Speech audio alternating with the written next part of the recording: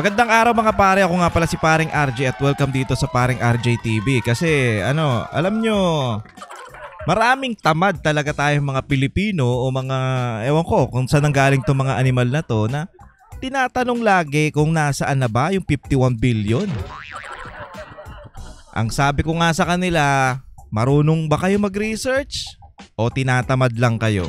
Simple lang naman yung pagre-research ng mga ng dyan sa, especially dyan sa DPWH. Madaling-madali yan. Sobrang dali. Pupunta ka lang dun sa website nila at hanapin mo kung saan. Sa Davao, sa Maynila, sa Mars. At makikita mo na yung mga project nila na nandun. At naka-allocate dun. Lagay mo lang yung years. So sa mga hindi nakakaintindi o yung dun sa mga bobong tamad na hindi mo alam na gustong isubo sa kanila lahat ng impormasyon, ano kami? Ano kayo, sanggol na laging susubuan? Hindi. Gawin nyo yan sa sarili nyo para kayo mismo ang magpatunay o mapatunayan nyo sa sarili nyo na tanga kayo. Hanap kayo ng hanap, nakalapag naman na yan dyan. Anyway, papakita natin kung nasa na nga ba yung mga tinatanong ng mga animal na to na sobrang bobo. Ewan ko nasa na ang mga utak nitong mga to. Eto, panoorin natin to at papaliwanag ito ni Madam para manahimik na kayo. At hindi lang hindi lang si Congressman Pulong ang pwede nyong tignan dyan. Lahat ng proyekto ng DPWH sa bawat lugar o distrito ay pwede nyong makita dyan. Simple, di ba? Pero bakit pinapahirapan nyo yung mga sarili ninyo? Anyway, panoorin natin to mga pare. Hindi po, maraming naghahanap. Saan daw napunta yung 51 billion pesos na allocation para sa mga infrastructure projects ni Congressman Pulong Duterte nung panahon ng tatay niya? Tutulungan ko po kayong maghanap. So una po, maaari tayong pumunta sa DBM website. Makikita po natin dyan yung General Appropriations Act. So halimbawa pang titingnan natin, General Appropriations Act of 2024. May 3 volume po yan. Pupunta po tayo sa volume 1C. Diyan po sa volume 1C, makikita natin sa baba nakalagay details of DPWH's projects and programs. Pag kinlik po natin yan, isa po yung PDF document.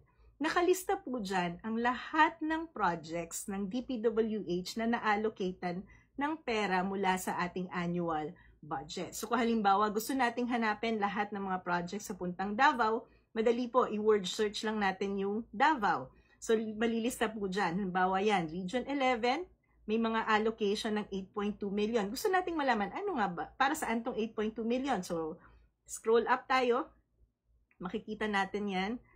Yung item na yon ay para sa road maintenance po. Maintenance ng national road. So marami po yan. Iba-ibang items para sa infrastructure project ng DPWH sa iba't ibang distrito. So kung hahanapin nyo yung distrito nyo sa bayan nyo, ganun lang po yung gagawin natin. Download natin yung dokumento na to at makikita natin kung ano yung mga proyekto na ni-allocate para sa mga distrito natin na in-insert sa budget ng ating mga congressman.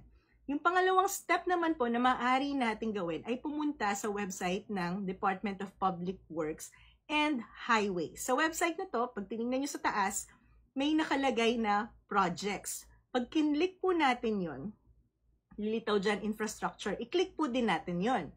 Lilitaw ang isang database ng mga proyekto na ini-implement ng DPWH. Ito po sa buong Pilipinas na at clickable yan, iba-ibang rehiyon. So kung halimbawa, interesado tayong tingnan sa isang rehiyon kung ano yung mga projects na ginagawa ng DPWH doon, i-click lang po natin. So halimbawa dito, tingnan natin ang Region 11.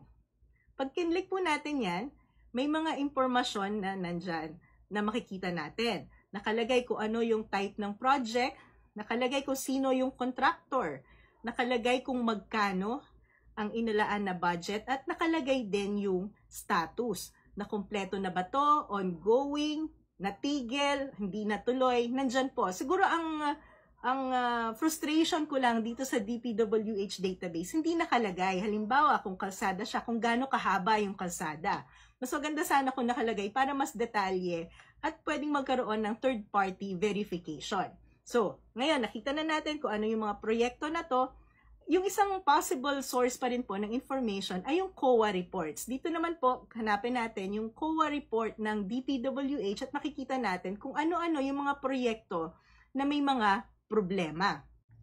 Ngayon po, alam na natin kung saan hahanapin ang mga impormasyon at detalye tungkol sa proyekto ng ating pamahalaan.